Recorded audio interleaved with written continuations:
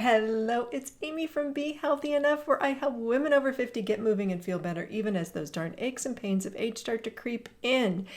Welcome. If you're following along to my 28-day core confidence and belly fat challenge, we're tackling each week what goes on with our bellies after menopause.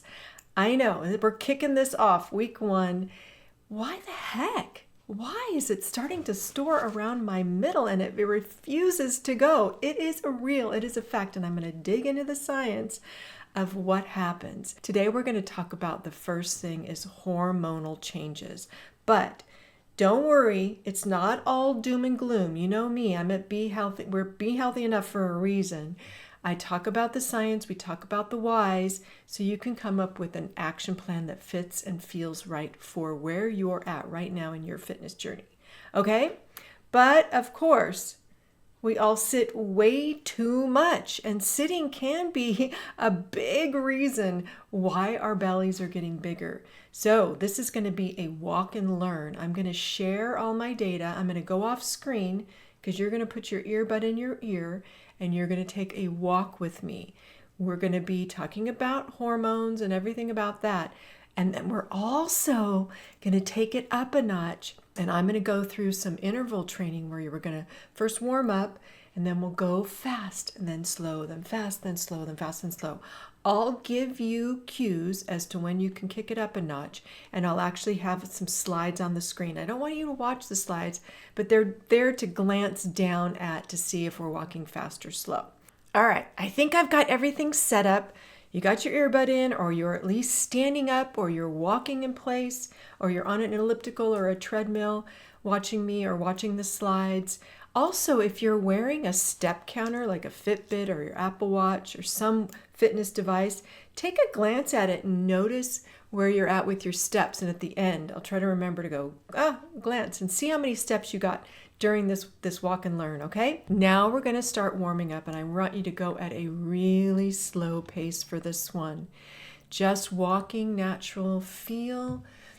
Take some breaths, feel your foot touch the ground and rolling heel to toe, making sure your feet are coming up all the way. You're not stomping down. Checking in on your posture. I'll try to remember to do some posture checks too. With walking, it is hard to keep our good posture because we don't want to trip and we're looking down. A good rule of thumb is to glance down or keep your chin up. And so your eyes are level, and then you just bring your eyes down without bringing your chin down to look down to see what's on the road, okay? Shoulders back and down, abs slightly engaged. Let's start going. Walking nice and slow as we start getting into the science. And it's simple, it's not scary. We're going to talk about what's really going on with our hormones. As we move through menopause, one major thing happens. Our ovaries start to shut down. We don't need them anymore. We don't want to have any more kids. And with our ovaries goes a nosedive of estrogen, progesterone, testosterone, some other things. Before menopause, estrogen helps us store fat more in our hips, thighs, and butt area to get ready for pregnancy. You can see the pear shape. That's a great analogy. Pear shape. But after menopause, as estrogen drops, fat starts to accumulate in our midsection, or relocate actually, creating more of that apple shape. Why? Because our bodies are so clever and maybe a little sneaky at times to our belly fat detriment. It thinks, if estrogen is dropping, maybe my belly fat can help produce a little estrogen. Because did you know that fat can produce estrogen as well as your adrenal glands? So, and then it says, okay, let's just do that. If I've got more fat, maybe I can get some more estrogen from somewhere, so let's store it there. All right. And this, unfortunately, isn't just any fat. It's what's called visceral fat. This is that deep belly fat that wraps around your organs and is linked to health risks like inflammation, heart disease and type 2 diabetes. It's not the other fat, which is called subcutaneous fat, that sits right below our skin, right on top of our muscles. It's the deep visceral fat, which we don't really like. And I'm going to tell you, before you even think, well, maybe I should do some exercises to get rid of that fat. There is no way you can spot reduce this type of fat. In fact, any type of fat. Crunches alone are not going to cut it. And I mentioned earlier, so not just estrogen, but other things are going to come into play. The estrogen is going to determine where our body stores the fat, but the progesterone is another declining hormone that happens. And that can lead to bloating and fluid retention. And then also testosterone starts to decline, which can lead to muscle mass, fat storage. And I talked about the adrenal glands a little bit ago. That produces what's called cortisol, or your stress hormones, but the adrenal glands can also produce some estrogen, so those glands may kick in and produce more cortisol, which I'm going to dive in a little bit later. I think that's week 4. And spoiler alert, all of that cortisone works against us. And if we're stressed out and not sleeping, it makes it even worse. Okay, you warmed up. Let's go to a high intensity interval. This is our first round, and you're kicking it up a notch. What you're trying to get now is breathless. We want to get breathless, so walk heel to toe, pump your arms. I don't have a timer here. I'm just going to sort of go in my head. We're probably going to maybe do 1 to 2 minutes. Don't go too fast. We're just warming up, so just pump. Heel to toe, heel to toe. I'm sitting. Unfortunately, I need to get a standing test, but I'm pumping my arms. And you're going to push off with your glutes. Abs pulled in, shoulders back and down, looking up. Really put your heart and soul into this high intensity interval, because we're trying to get that heart rate up, and then we're going to let it come down, which is the best type of cardio for your hormones, all right? We're getting it up, we're getting it down, mainly because of your adrenal glands and that cortisol. We do not, once we hit 40 and 50, and when our hormones start to decline, we really don't want to do the hours of steady state, high endurance cardio. It just goes against the what we're trying to do is bringing that cortisol down. All right, are you ready? Let's go for 1 more minute. Pumping, pumping, pumping. Deep breath in. Stop if you need to take a little stretch. In the next round, you can definitely stop and stretch if anything is feeling funky, or you need to adjust your socks, or you need to tie your shoes. Keep going. Get that heart rate up there. Pump, pump, pump, pump, pump. Keep going, keep going. 5, 4, 3, 2, and 1. Now you really want to make sure that heart rate comes down. This is a big difference in how we exercise when we're over 50. Bringing it up, but letting it come down, because recovery is where we get the gains, not just recovering from the exercise that we're doing right now, taking maybe a couple days longer recovery.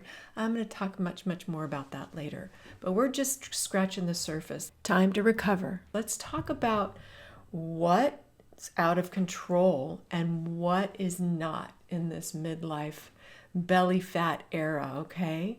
What we can and what we can't control, okay? What we can't control is our hormones dropping.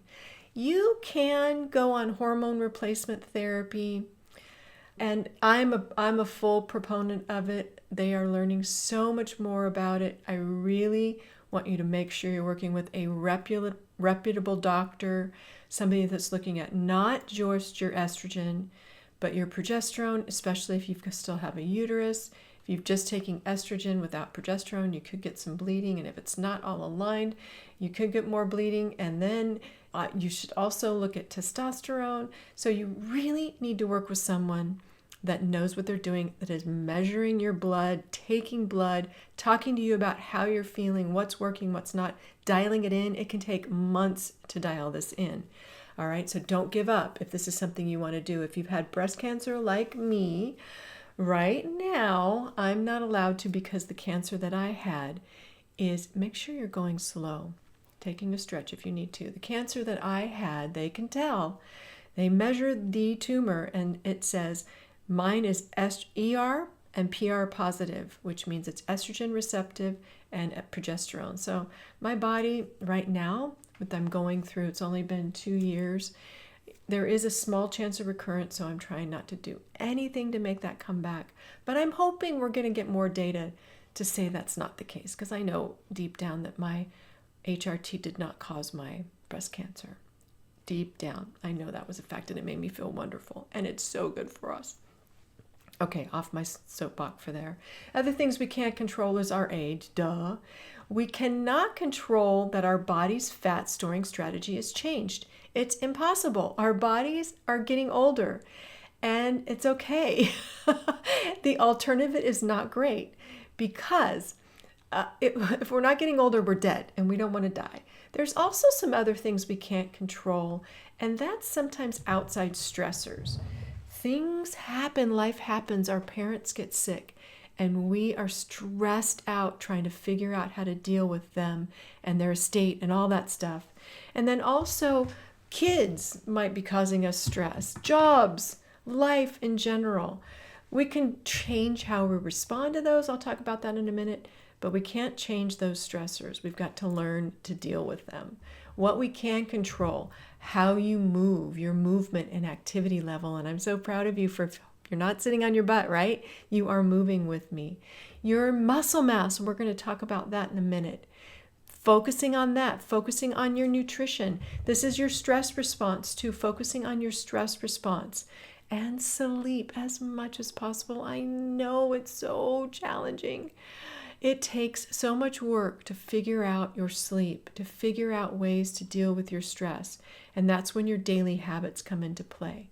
Those are a key thing that we can control. And if you tell me that you can't, I'm going to get mad at you because sometimes it's not going to be fun and you're just going to have to do it. I hear it all the time. I can't give up my sugar. I can't give up my alcohol. I can't seem to get motivated. That makes me so angry sometimes. Yes, you can. You're just being lazy, and I'm serious on those ones. All right, here we go. Let's go now. We are going to do a high-intensity interval. We are going to do it for 2 minutes. Take a deep breath. Here we go. I'm going to set my timer for this one. 2 minutes. High-intensity interval training. You're pumping your arms. You are breathing heavy. You are looking at the ground and not figuring and not, sorry, I'm moving. If you're looking at the slides, you're going, what is she doing? I was trying to get my slides all ready to go for you about what actually works. We're going to talk about that next, but you're pumping your arms, absolutely engaged, heel toe, pushing off, using your glutes, thinking about the muscles that you're working, not just your heart. Shoulders back and down, good posture, breathing. I'm going to take a sip. If you need to take a break, do so. I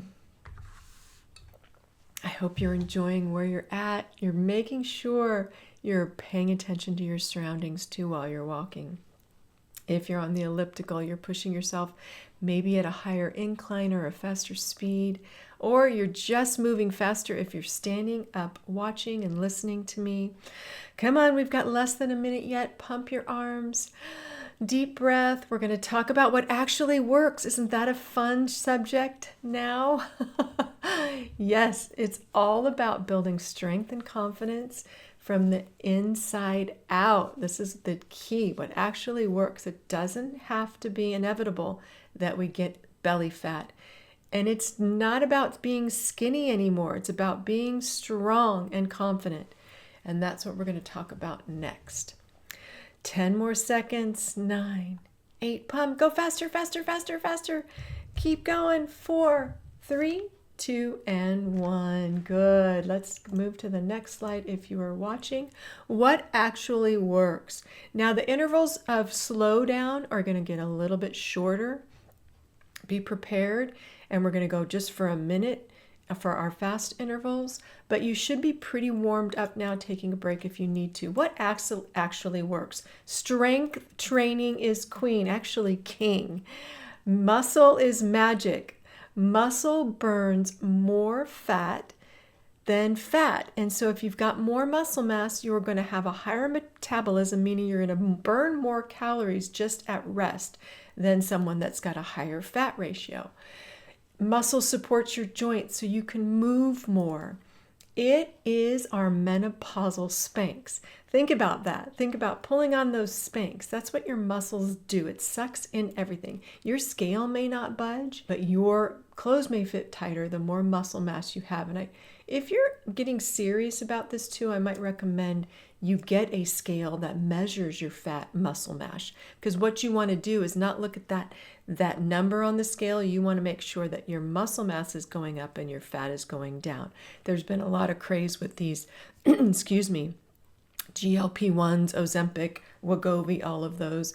And unfortunately, yes, we'll lose weight, but if we lose that muscle, especially if we're over 50, that is going to kill any weight loss goals that we have, because muscle mass, and you're going to be doing a detriment to your joints. You're going to be doing a detriment to your bones. It is just going to make you so much more likely to need to get help off that pot when you're 80, okay? The other thing too, I'm not going to dig into it right now. Muscle can actually improve your insulin sensitivity, which is going to be a culprit. Your insulin and how your body deals with insulin is a major cause of storing fat around your belly. That's why if strength training is king, that's why your workout plan this week, or wherever, if you're following along to the Be Healthy Enough calendar, or any of my Done For You fitness plans, we do at least 2 days of full body strength training that works your core and your big muscle groups, okay? All right, are you ready? Take a deep breath. 1 minute of walking fast. Gosh, I keep resetting my timer. There we go. Pump those arms, just 1 minute. Pump, pump, pump, pump, pump, pump, pump, pump, pump, pump. Go, go, go. What are you thinking? Are you thinking about strength training? The next subject is going to be what we put inside our bodies. Super important. That's different, quite a bit different than when we were 30 and 40, 20, all right? It's maybe not as less important, but it's even more important. Keep going. Pump those arms. Take a drink of water. If you need to, stop. Please, if anything hurts, adjust. Take a stretch break. Only 20 more seconds left. I've got some really good maca and protein powder in my drink this morning. It's only 9:15 as I'm filming this. And what is it? I love to say when this is. It's May of 2025, and I'm getting ready for this next session of the Core Confidence Belly Fat Challenge. All right, take a deep breath. There we go. There's a little button. That 1 minute is over. Let's go to the next slide, and you are going to be cooling down. Next up is protein and fiber. Hormonal changes can slow our digestion and our metabolism. Again, if you're following the 28-day Core Confidence and Belly Fat Challenge, your week 1 challenge is writing down everything we're eating. Extra credit is going to be to find a nutrition tracker and just log everything in there. No judgment. I don't want you to be tracking how much yet, just what. It's just about the what. Getting used to tracking everything that you put into your bodies. Can be a big aha. Next week, we're going to look at trying to get a certain amount of protein. If you're someone like me who's had past eating, I wouldn't call it an eating disorder, but eating issues or obsessive compulsive behaviors. I get a little too tied up in being thin when I was in college and even past that. And I went a little bit overboard, getting a little neurotic about my exercise and eating. In fact, that's why I call my company Be Healthy Enough. If tracking your food or writing it down or over-exercising or over-analyzing things bring up some triggers that you've had in the past, I don't want you to do this, all right? Please just skip it. Please just skip it. It's not worth it. I do not want to trigger any past eating disorder behaviors, okay? And if you do this for too long, it can actually cause problems. So I only want you to do this for this 2, maybe 3 weeks, maybe 4 at most, because knowledge is power.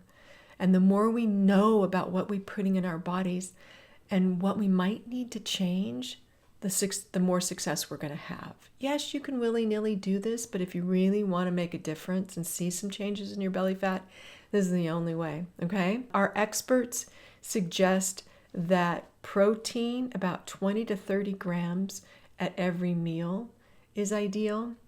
I'm not going to do a number on your weight. It's usually one gram per pound. So if you're 150 pounds, that's 150 grams per day. Yikes, that's way too much. If you shoot for 20 to 30 per meal and then try to get a high protein snack, you're going to be good enough. You're going to be healthy enough. And getting more fiber, experts say 20 grams of fiber. This is something I don't track very often. And the reason being why protein and fiber, we're talking about that. Protein builds muscle, which we need. And fiber help. And actually for me, protein helps me feel full longer. And fiber definitely helps me feel full longer and supports our digestion, and it balances blood sugar, which we're going to talk about a little bit later. But you got to be careful too. Too much fiber can cause some problems, not enough problems. So you be careful. This week it's all about just noticing how much we are getting and how much we're not. All right? Okay, you ready? Next fast interval, 1 minute. I'm going to set that timer. Here we go. Come on, timer. Let's go. Pump your arms. How are we doing on time? We're doing good. This is about 30 minutes. I don't know. Pump your arms. Take a deep breath in. Abs in, shoulders back and down. Making sure you're not putting that chin down. You're glancing down, keeping that head on your shoulders. 1 inch of forward head posture causes an extra 10 pounds of pressure on your upper spine. Rounding forward of your shoulders, it causes us to put more bone and cartilage and fat around our thoracic spine, which is that upper back, and we're going to get that old lady hump, which we don't want. 15 more seconds. Pump your arms. Get that heart rate up there. Interval training. Getting it up there. Come on. We're going to talk about sugar and alcohol next. Oh boy. Keep going. We're almost done.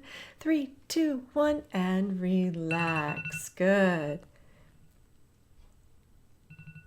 Stop. All right, let's talk about the next subject is sugar and alcohol. Let's be honest. Sugar and alcohol, they sneak in when we're stressed or tired. But they can really, really mess up our blood sugar, and that will add to belly fat. The challenge will be to reduce it. It's fun. I know. As of this May, I am almost 5 months, almost 4.5 months alcohol free. I finally decided to get off that roller coaster of feeling good, having that glass of wine, and then beating myself up. They call it cognitive dissonance. Unfortunately, at the beginning of the year, I replaced it with sugar, so now I'm on that track. And I'm trying to use the same process I used to cut back on my alcohol, cutting back on my sugar. Unfortunately, fortunately with the alcohol, I've just said no, for a whole year. I challenged myself for a whole year to give it up, dry 2025. And then the sugars crept back in, but I'm not giving it sugar up altogether. I'm replacing it with dark chocolate. I found these amazing things at Costco that are dark chocolate and pistachios, super good. And every once in a while, I assume maybe if it gets out of control, my weight was going up. I thought, oh my gosh, I'm going to give up alcohol. My weight's going to go down. My weight went up because I replaced the alcohol with sugar. Bottom line, it's just empty calories. We're going to go into much more of this and what it actually does to your body in week 3. So challenge this week, you're just going to track it, notice how much. Has your heart rate come down? If not, you're going to skip this fast. I think we've got 2 more fast interval rounds. We're just going to go for 1 minute. Deep breath in. Let's go. I'm going to skip through real quick. We just got one more high intensity round. We're going to talk about sleep next. I'm going to take a drink. How are you doing? Are you enjoying this? Leave me some comments below, questions that you have. I'm just scratching the surface. I'm going to dig a lot deeper into the science as we go on for this 28 days. I think I have 5 of these. I think this is the first one I'm filming. We'll see how it goes. I just love the fact, I love sharing my knowledge with you. Keep pumping your arms. Come on, we're going fast, fast, fast, fast, fast. I love sharing my knowledge with you and then keeping you moving. So this is the best of both worlds. Deep breath in. We've got 10 more seconds now. Pull, push, push, push. You are warmed up. Push. 5, 4, 3, 2, and 1. Here we go. Good. Stop. There we go. Last little subject here is sleep. Holy cow. This is a touchy subject for many, many people because I hear you. I've tried everything. It just doesn't work. I know. As our hormones start to drop, so does our sleep. And there's a lot. Like I could go into a whole hour of this because progesterone is a calming hormone. When we start dropping estrogen, progesterone, our body starts bumping up the cortisol to try to replace that. Cortisol is a stress hormone. We can have hot flashes. Anxiety goes up as we hit menopause. Muscle aches go up. There are some things you can control and some things that you're going to have to try to dig in and figure out.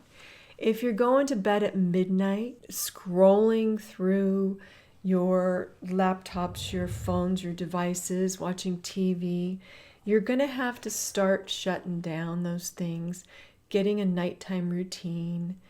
Reading, you're going to have to do all the things, getting dark, you're getting cool in your bed, getting your pets out. No, I can't do that. To be honest, that's one of my biggest sleep things is the pets waking me up and my husband. There's some things we can do, we cannot do. It is not easy. It's really, really difficult. Just do the best that you can. That's all I'm going to say. The things that helped me is trying a calming bed down routine. My routine is I try to get into bed no later than 7:30. I know, but I have to get up at 5. I've got clients at 6 some mornings. So I try to get into bed at 7. This daylight savings doesn't help. I'm using an app called Reframe, which is helping me cut back on alcohol, and it's got a nightly lesson. So I go through that. I've been trying to learn piano, and so I'm doing my notes. I journal, I read. I do have with the Reframe app, they have some meditations that I do. I try not to have my TV on. I've got a lot. I've got blue light glasses, so when I am looking at my phone, that screen doesn't disrupt my melatonin. It's not easy. It's a lot, and it takes a lot. Reach out to experts. Just Google, how do I improve my sleep? Find an expert that might help you. There are things that can help short term.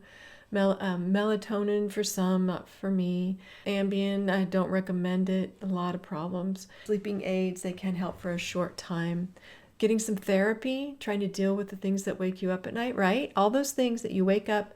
Why are all those things that cause us absolutely no stress during the day bug the heck out of us at night? Parents, sleep, sprinklers for me, money, you guys. How am I going to motivate you to move? What new workout plans can I do?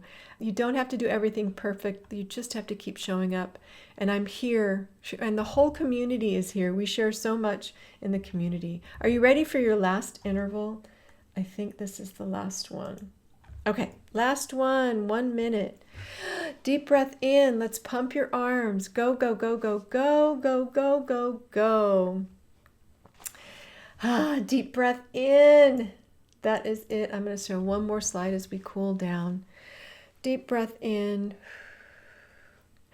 Pump your arms, abs pulled in, shoulders back and down, heel, toes, squeeze those glutes. Get the most out of this. We got about 30 seconds left. You're doing it. You did it. You're not just doing it. You did it. This is it. This is the last push. I'm so proud of you.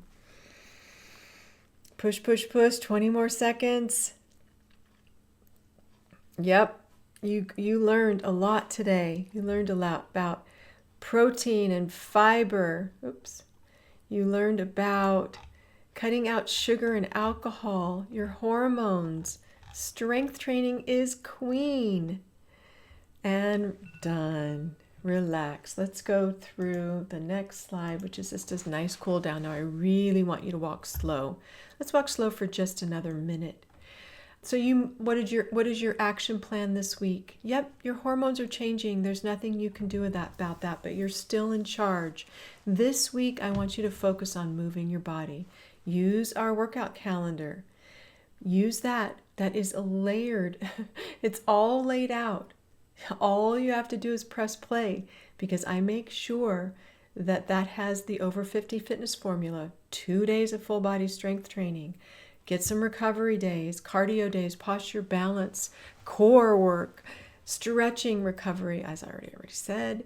We're also going to track with no judgment. I don't want you to try to get so many grams of protein yet this week. I just want you to track what you're putting in your mouth. If you want to cut back on sugar and alcohol and wine, that's fine too. And then digging in, what can you do? Now let's just stop. Take a nice little stretch, 1 foot back. I need to stop that timer. 1 foot back, taking a stretch for your calf. If you want to stretch out your upper back, you can clasp your hands and reach your hands away from you, stretching out your upper back muscles or your posture muscles. If you are trying to walk with with posture and you're not used to that, those can get really tight. Now switch to the other side, stretching out the calf, and then open up your chest, clasping your hands behind you and lifting up, opening up the chest. If you did round your shoulders a little bit, it's important to open up that chest so your shoulders go back naturally. If you want to stretch your hamstrings, you can do that too, bringing 1 foot forward, heel on the ground, toe up, legs straight, just sinking down into your hamstrings. And remember, you don't have to do all of this perfectly. That's why I call myself Be Healthy Enough. You just need to keep showing up. And again, I'm with you every step of the way. Next week, switch to the other hamstring. Next week, we're going to talk about another sneaky reason for belly fat, and that's muscle loss. I'll explain why it's happening, how to flip the script and turn your metabolism back on. Until then, I want you to take a deep breath, move, breathe, nourish, and be kind to that beautiful belly of yours. You're doing great, okay? Do the best you can. I'm going to come back to me real quick. I'm still here.